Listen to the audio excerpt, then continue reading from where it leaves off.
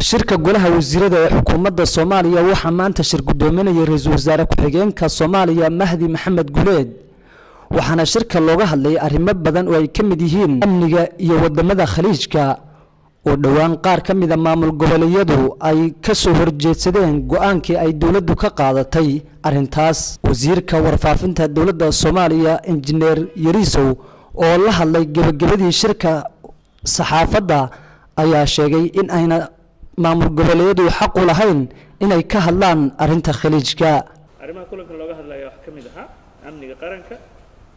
موقف Soomaaliya ee arrimaha khaliijka miisaaniyada 2018 iyo arrimo kale maanta bacdama ay tahay 11 September ahna maalinta nabadda adduunka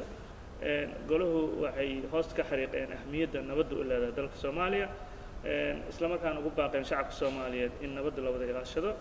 horumarka dhanka amnigana loo baahan yahay in la wada xajisto kusimaha ra'iisul wasaaraha ahna ra'iisul wasaare ku-xigeenka ayaa golaha wasiirada u sheegay muhiimadda ilaalinta sharciga iyo nidaamka dawladeed kadibna golaha wasiiradu iyagoo tixgelinaya xaaladda dalku ku sugan yahay ayaa waxay isla garteen arrimaha ku aadan muranka